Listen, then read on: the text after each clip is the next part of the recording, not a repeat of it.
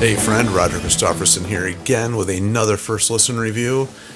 And oh boy, what a review this one is. Not to give the cat out of the bag right from the start here, but holy cow, this is Russell Guns and their album titled Medusa.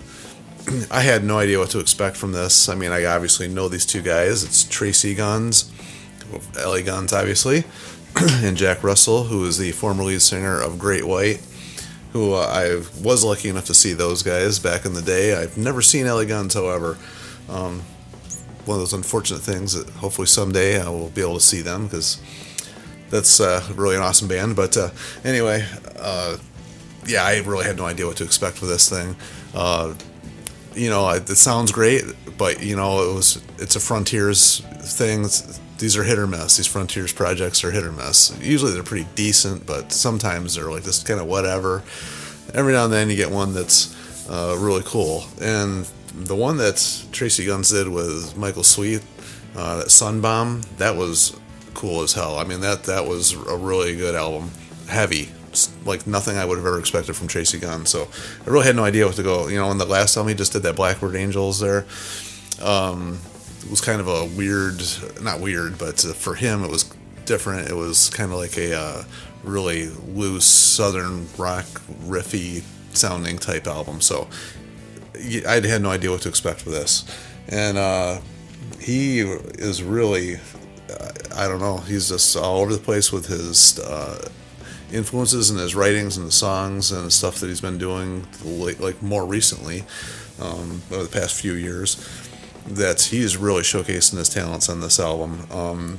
You get a little bit of everything on here. You get a lot of the sleaze rock, like he does with LA Guns. I hate to use that term, but you know what I'm talking about when I say it.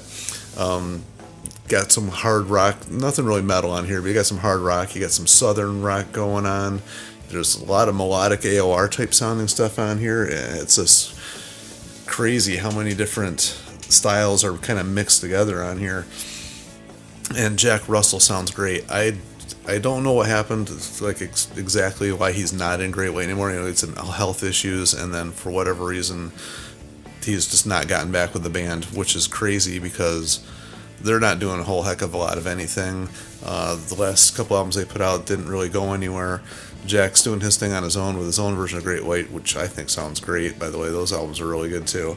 Why they don't get back together, I don't know, because he sounds amazing. I know I've seen him, perform on some live stuff, and he's looking rough, but he sounds just like always. He just sounds great. So whatever's going on there, I wish they could work that out. But anyway, back to this album here.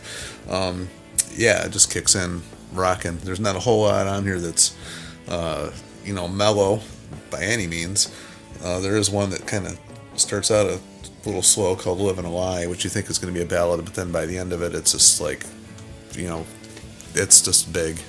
It's not like fast or anything, but it's just rocking by the end of it. So that one builds up quite a bit. And Medusa, the album title song, that one kind of gets epic as it goes too. And it's not really a long song. It's not just under 5 minutes, and that somehow they managed to make that one sound quite epic. Kind of like in the vein of like Magnum does with their songs. So if that gives you any idea of what that sounds like. Got a little feel of like Black Crowes on a couple of these songs.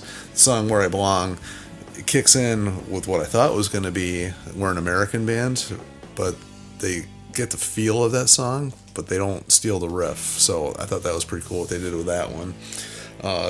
Favorite one on here was a song called For You. It's really catchy.